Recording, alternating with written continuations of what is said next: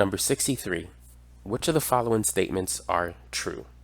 So looking at statement 1, as x goes to infinity, what happens to this function? Now notice that it's bottom heavy. The degree of the numerator is 1 and the highest degree of the denominator is 2. So as x goes to infinity, this is going to go to 0. Let's say if x is 1,000. This will be 5 times 1,000 plus 9. That's basically 5,009. This would be 3,000. 1,000 squared is 1,000,000. 3,000 minus 1,000,000 is negative 997,000. When you divide these numbers, you're going to get a very small number. 5,009 divided by that other number is negative 0.005, which is basically 0.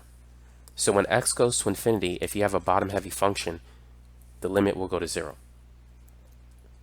Now you might be wondering, how can we show our work?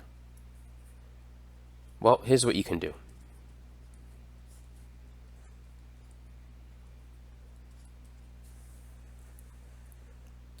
So first, you want to identify the highest degree, which is x squared. Next, you want to multiply the top and bottom by 1 over x squared. So we're going to have the limit as x approaches infinity. 1 over x squared times 5x is just 5 over x. And then this is going to be plus 9 over x squared divided by 1 over x squared times 3x, that's going to be 3 over x. And then negative x squared times 1 over x squared, that's just negative 1.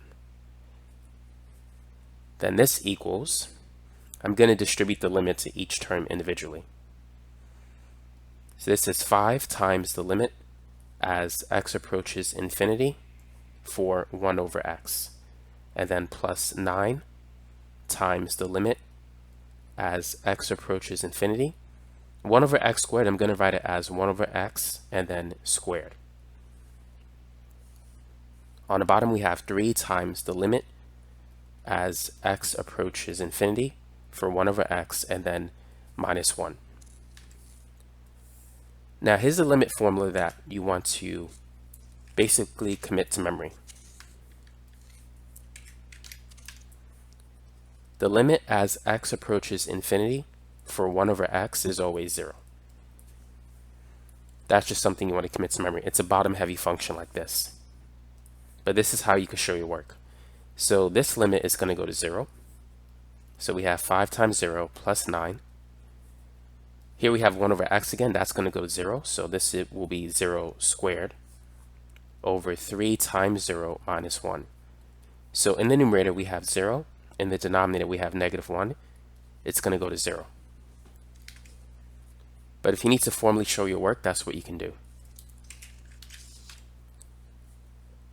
Now for number 2, so statement 1 is a true statement because it equals 0. Now is statement 2 true?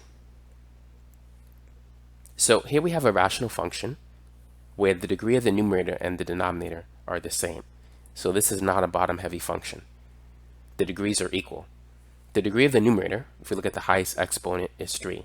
For the denominator, it's the same. When you see that, all you need to do is divide by the coefficients if the limit goes to infinity. So as x approaches infinity, this is going to become 14 over 21. 14 is 7 times 2. 21 is 7 times 3. So this is going to go to 2 over 3, which means statement 2 is true.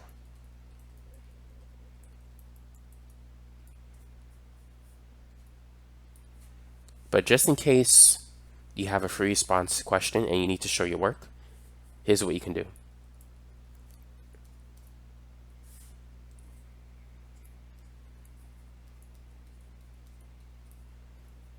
So the highest degree is x to the third, or 3. Therefore, we're going to multiply the top and the bottom of this fraction by 1 over x cubed. And remember, the limit as x approaches infinity for 1 over x is always 0. So we're going to divide every term by x cubed.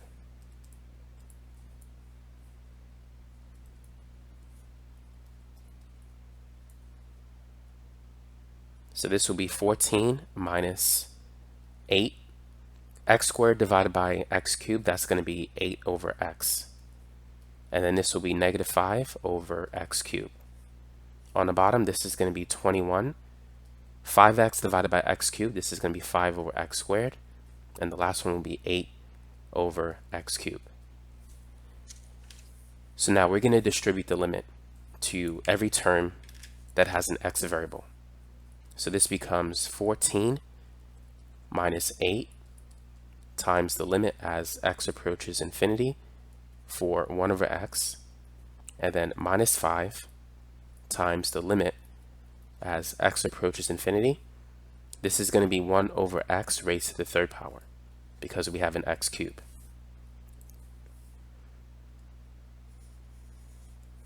And this is all divided by 21 plus 5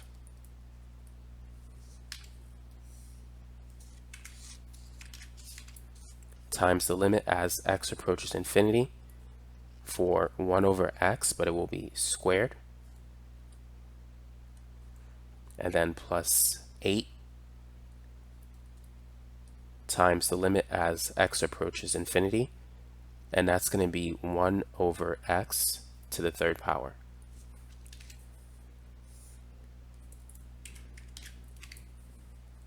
So this is going to be 14 minus 8. The limit as x approaches infinity for 1 over x will be, that's going to go to 0.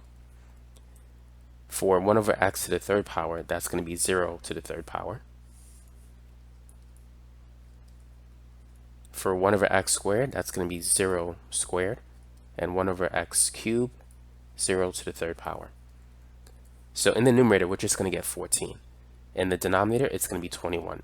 And that's going to reduce to 2 over 3. But that's how you can show your work. So statement 2 is true.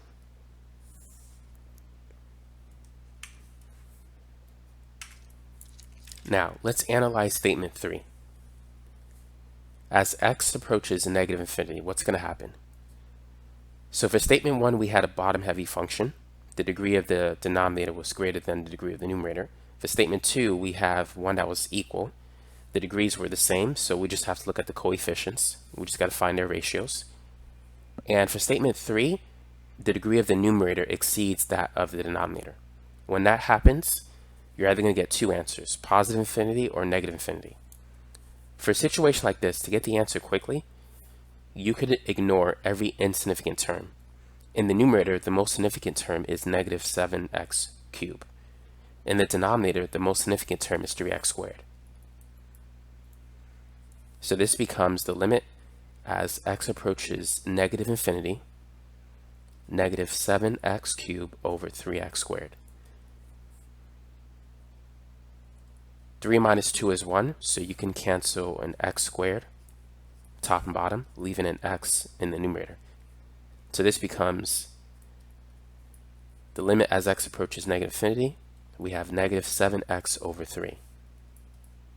Negative 7 over 3 times x, where x is negative infinity, that's going to make the limit positive infinity, which means statement 3 is true. So that's how you can quickly get the answer if you're short on time and if it's a multiple choice problem. Now let's talk about how we can show our work for statement 3. So first I'm going to rewrite the problem. Now what we need to do is we need to multiply the top and bottom of this fraction by not the highest degree in the numerator, but the highest degree in the denominator. So even though it's top heavy and the degree here is x cubed, we want to multiply the top and bottom by the highest degree of the smaller side of the fraction, in this case x squared. If you try to multiply by 1 over x cubed, it's not going to work out. If you multiply the top and bottom by 1 over x squared, it will help you to get the right answer. So for a top-heavy function, we want to multiply the top and bottom by the reciprocal of the highest term in the bottom, in the denominator.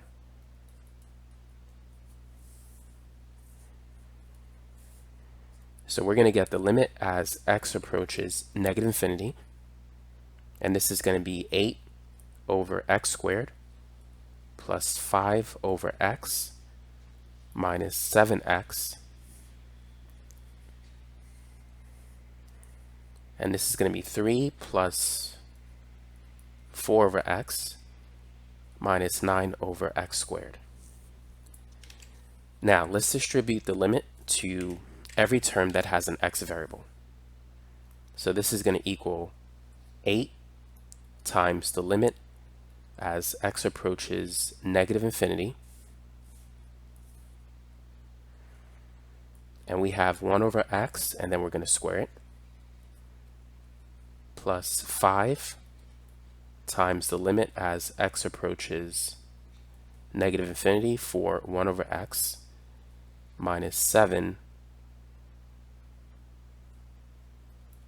times the limit as x approaches negative infinity, and we just have an x here.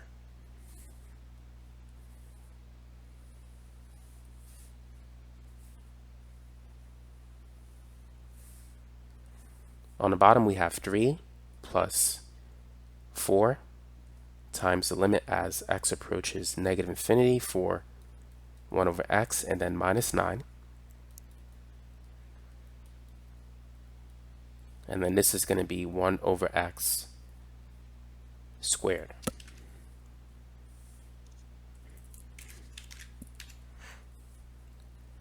Now, as x approaches negative infinity, 1 over x will go to 0. It doesn't matter if x was going to negative infinity or positive infinity, 1 over x will still go to 0. If you take 1 and you divide it by a very small negative number, like, actually, if you take 1 and divide it by a very large negative number, let's say 1 divided by negative 1,000, that'll be negative 0.001, which is still close to 0. So dividing a constant by a large negative number will bring the value of that fraction close to 0. So this is going to be 8 times 0. So you may want to add this to your formulas too. The limit as x approaches negative infinity for 1 over x is still 0, just as it would be for positive infinity.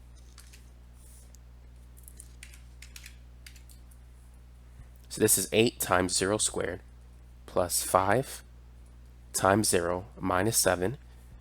Now here we have an x variable. We can replace that with negative infinity. On the bottom we have 3 plus 4 times 0 minus 9 times 0 squared. So all the zeros we can just ignore. Negative 7 times negative infinity is positive infinity. The two negative signs will cancel. And if you divide positive infinity by 3, you're still going to get positive infinity. 3 billion divided by 3 is a billion. It's still a large number. So dividing infinity by a constant will still be infinity. If it was negative 3, then the sign will change. Nevertheless, statement 3 is true. So all three statements are true, therefore D is going to be the right answer.